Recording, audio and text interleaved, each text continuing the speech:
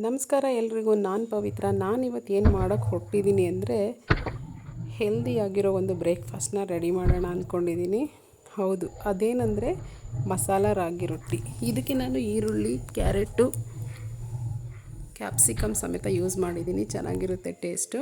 ಒಂದು ಚಾಪರ್ ತಗೊಂಡು ಆ ಚಾಪರಲ್ಲಿ ಈರುಳ್ಳಿ, ಕ್ಯಾಪ್ಸಿಕಮ್ಮು ಹಾಗೂ ಕ್ಯಾರೆಟ್ನ ಚಾಪ್ ಮಾಡಿ ಒಂದು ಬೌಲ್ಗೆ ಹಾಕ್ಕೊಳ್ಳೋಣ. ಇದಕ್ಕೆ ಮೆಂತ್ಯ ಸೊಪ್ಪು ಹಾಗೂ ಪಾಲಕ್ ಸಮೇತ ಚಿಕ್ಕದಾಗಿ ಕಟ್ ಮಾಡಿ ಹಾಕ್ಕೋಬೋದು. ಟೇಸ್ಟು ತುಂಬ ಚೆನ್ನಾಗಿರುತ್ತೆ. ಮಕ್ಕಳು ಕೂಡ ತುಂಬ ಇಷ್ಟಪಟ್ಟು ತಿಂತಾರೆ. ಡಯಾಬಿಟಿಕ್ ಇರೋರಿಗಂತೂ ಹೇಳೋದೇ ಬೇಡ.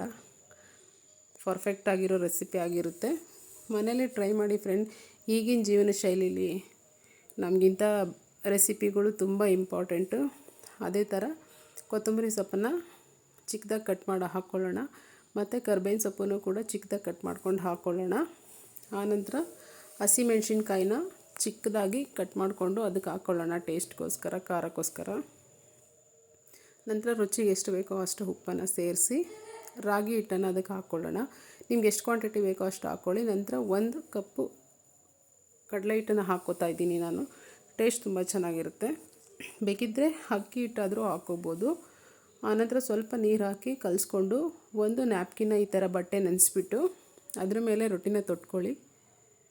ಆನಂತರ ಒಂದು ಕಾದ ಹಂಚಿಗೆ ಎಣ್ಣೆ ಸವರಿ ಈ ರೊಟ್ಟಿನ ಹಾಕಿ ಬೇಯಿಸೋಣ.